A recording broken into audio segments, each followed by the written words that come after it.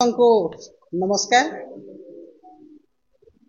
आज यही सांबादिक सम्मेलन मुख्य उद्देश्य आमर वरिष्ठ नेतृमंडली आपण मान को कहले आपण माने समस्ते जानी दरदाम वृद्धि कथा जे गोटे गृहिणी तार स्वामी आय रे से घर चलाए एवं घर चलैवा पई छुआ पिला पाठ पढ़ाइबा पई स्वास्थ्य खर्च समस्त खर्च गोटे महिला ही सुरुखुरे किपरि घर चलैब से ही दायित्व नहीं था। एवं आज जो अहेतुक दरदाम वृद्धि आपण माने देखुथिबे हांडी साल चड़क पड़ी। आज जड़े गोटे महिला गोटे बजार को जेते बेले जाउछि आगरु जी 1000 टंका 500 टंका से मार्केटिंग करुथला वर्तमान 100 टंका रे सीमित अछि। आलू दर वर्तमान 50 टंका, तेल दर आपण माने देखुथिबे 160, डाली 180, परिबा बीन्स रु आरंभ करी टमाटर रु आरंभ करी 80 टंका 100 टंका किलो। गैस पेट्रोल डीजेल सबुथिर दरदाम वृद्धि होइछि एवं डबल इंजिन रो डबल विकास कथा कहउतबा सरकार डबल विकास रो नारा देकी सरकार को आसीथिबा बीजेपी भारतीय जनता पार्टी रो सरकार आज संपूर्ण भाव में दरदाम नियंत्रण एवं मुद्रास्फीति हार कमेबारे विफल होइछंती, अर्थनीति सुपरिचालना रे विफल होइछंती।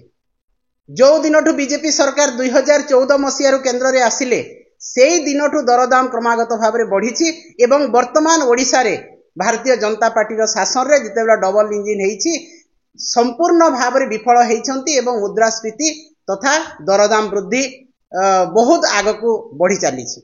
आपण माने देखुथिबे जे ओडिशा रे जो दरदाम वृद्धि होइछि एटा केवल साधारण जनता नहंती मध्यवित्त श्रेणी उच्च मध्यवित्त श्रेणी रो मध्य लोक एथिरे क्षतिग्रस्त होउछंती। आपण माने देखंतु आज जे मुद्रास्फीति हार जदि कहिबा ओडिशा रे चिंताजनक भाव में वृद्धि पाइछि। ओडिशार मुद्रास्फीति 6.78% बढ़ी जहा कि भारत वर्षर तृतीय स्थान रे रहिछि। छत्तीसगढ़ एवं बिहार सेटा भी भारतीय जनता पार्टी शासित राज्य तापरे ओडिशा रही एवं जो 7टी राज्य 8टी राज्य रही मुद्रास्फीति हार चिंताजनक भाव में अच्छी सेटा समस्त बीजेपी शासित राज्य।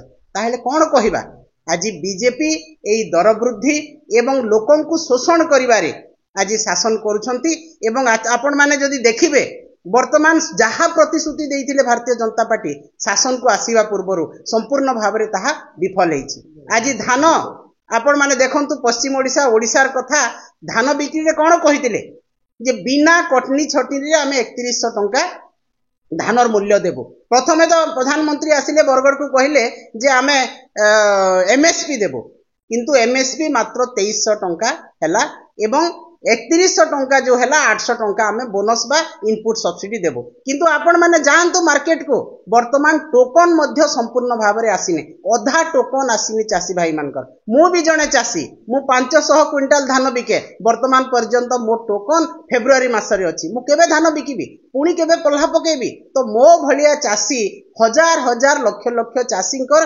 टोकन ए पर्यंत आसीने। जार टोकन आसीची से माने गोटे एनालाइजर मेसिन लगेइछंती जोथिरे कि समस्त धान एफएक्यू मानर हो नाही नॉन एफएक्यू बाहरुची। फलत गोटे क्विंटाल धान रे 5 रु 9 केजी पर्यंत कटनी छटनी होची। एइटार विधायक माने मंत्री माने समस्ते छाती पिटी कहिथिले जे बिना कटनी छटनी रे आमे 3100 धान क्विंटाल पिछा देबो। वाड़े गला से प्रतिश्रुति कहीं आज कान मुह आखि बंद कर बसचंती मंत्री विभिन्न मार्केट को जाउछंती एनालाइजर मेसिन कहीं बसायला मिलर मानन को सपोर्ट करिया पई 8 केजी 10 केजी धान कटनी करिया पई सेटा सरकारी भाव में से माने ताकू से प्रश्रय देले। तो वर्तमान दर वृद्धि कथा कहा जाऊ धानर एमएसपी कथा कहा जाऊ एवं समस्त प्रकार नियंत्रण रे वर्तमान सरकार विफल होइछंती। तेणु ओडिशा रे बिजु जनता दल ओडिशार चासी मानक स्वार्थ महिला मानकर स्वार्थ कृषक मानकर स्वार्थ एवं समस्त जनसाधारण स्वार्थर सुरक्षा स्वाभिमान रो सुरक्षा पाई तार आंदोलन जारी रखिछि। आगामी दिन रे मध्य आंदोलन जारी रखिबो। निश्चित भाव में मो महिला मानक कथा कहबी राजरास्ता रे आपण माने देखिले मिशन शक्ति रो महिला माने गडुथिले एवं जे उपमुख्यमंत्री विभाग दायित्व अच्छी से कहले जे रास्ता रे गड़ुछंती अन्य मानक प्ररोचना रे एटा कोन ए भाषा सुंदर लागुची तांको जे मिशन शक्ति दौड़िबो बोली कहितले वर्तमान पंगु अवस्था रे रहिछि।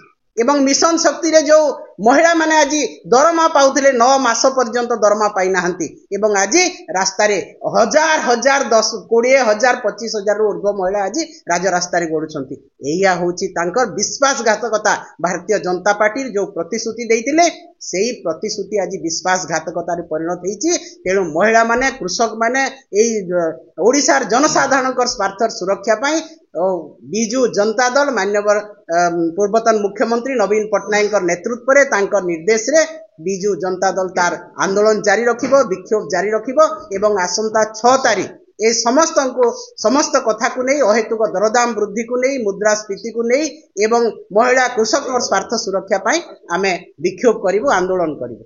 धन्यवाद।